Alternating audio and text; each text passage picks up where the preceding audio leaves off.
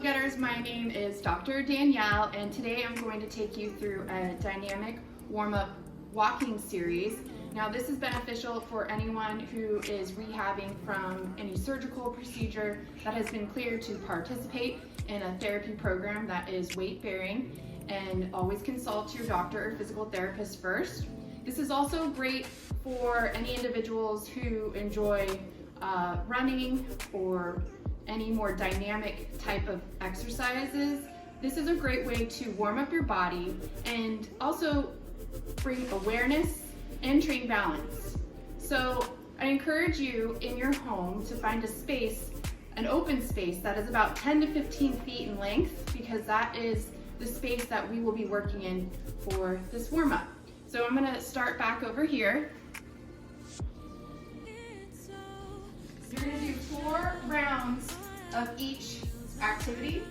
Starting with the first one, we're just bringing awareness and mindfulness to our posture. So as we're standing here, think about drawing belly to spine, shoulders down and back, and elongating the crown of your head to the ceiling. And all we're gonna do is step forward, being mindful to make heel contact first as we do so. So heel toe, walking pattern. And then once you reach your stopping point, you're gonna go ball of the foot to heel. Okay? Again, moving forward, heel toe.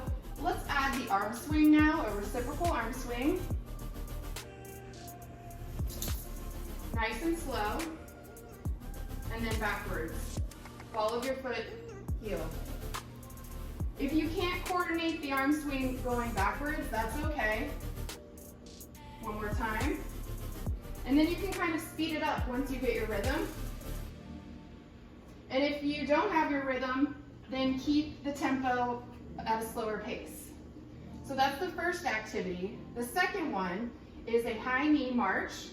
So we're gonna bring our hands to our hips, drop belly to spine, shoulders down and back, elongate the crown of your head to the top of the ceiling, and you're gonna high knee step, high knee step.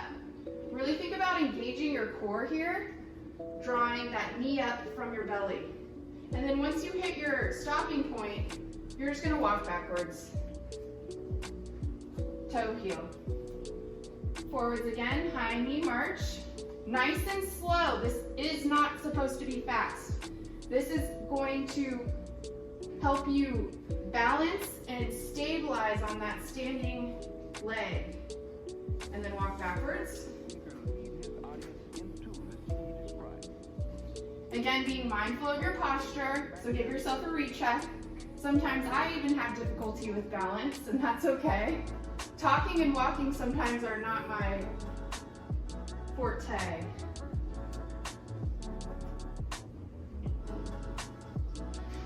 All right, so that was the second exercise.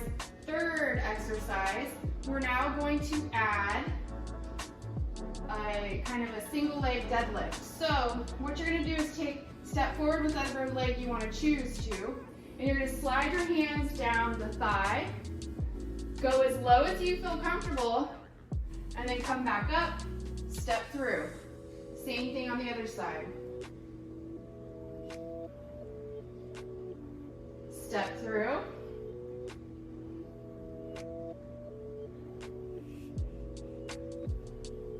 Now, some of you may find this challenging, and if that's the case, use the wall as your friend.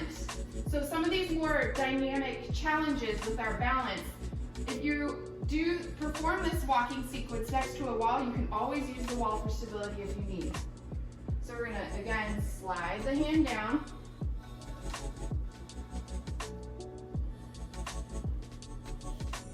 Again, only lift that back leg as far as you feel comfortable. So it doesn't have to look like me.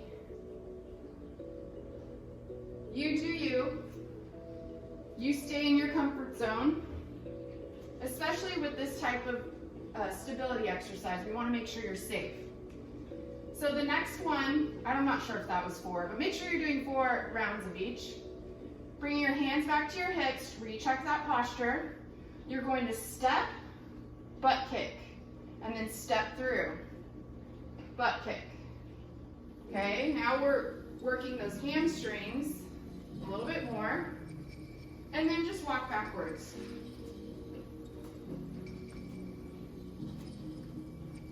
So step, butt kick.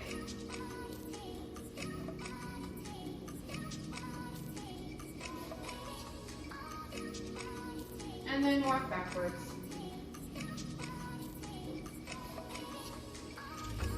Step, butt kick.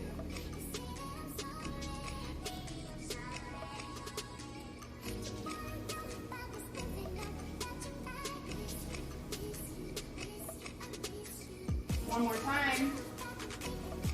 As you get more confident, you may increase your speed, but I'd rather you stay slow and steady over doing it too fast, so keep that in mind.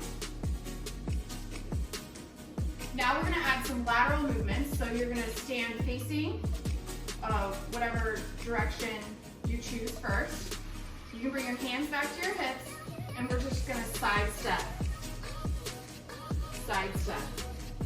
The goal with the side stepping is to never let your feet touch and try and maintain a hip width distance, okay?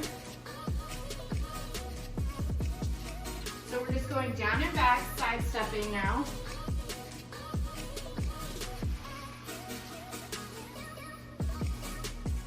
Now, once you get a little bit better at this, you can start adding a little mini squat in between, adding a little additional strength to this dynamic warm-up.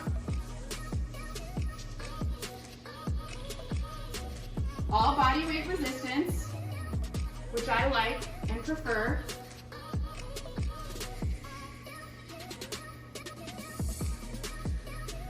Nice and slow. Again, being aware of your posture. So trying to keep that belly engaged, or core to, or belly to spine. Shoulders down and back, away from ears.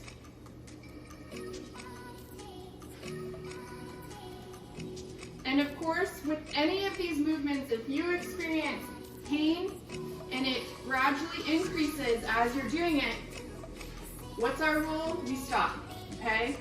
We don't push through pain, especially if it's continuing to get worse. So that was our side stepping, down and back. And now what we're gonna add is a kind of diagonal stepping pattern. So you're gonna stand now facing the opposite direction. And now we're gonna step back into the side and then bring your foot to meet the other foot. Now stepping back with the right, left to right. So now just a more diagonal backward stepping pattern. And then we're gonna move forwards in that same diagonal plane. Always having the other foot meet the one that's stepping forward or backward.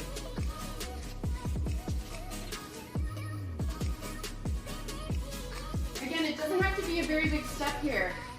We're not training distance, we're just training dynamic movements. So introducing back to the body some varied movement patterns that is crucial for the rehab process and to prevent injury in the future. We don't want this problem to come back.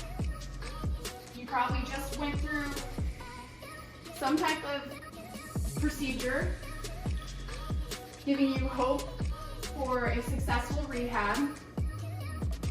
So it's important that we do what we call motor retraining or neuromotor education to the muscles of our body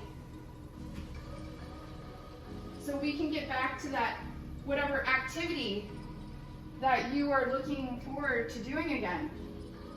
Whether it's hiking, golfing, these are all activities that require very dynamic movements because we're on varied surfaces And it requires our body to be able to react, which is important. All right, and that was the last activity. So again, always listen to your body. If you have undergone some type of procedure, always get clearance from your doctor and or physical therapist. I perform this activity barefoot. However, it is recommended that you wear shoes for optimal stability. But we all do what we need to do for ourselves. You do you. Thank you for joining me, and I'll be back for more exercise, yoga, fitness tips. Bye guys.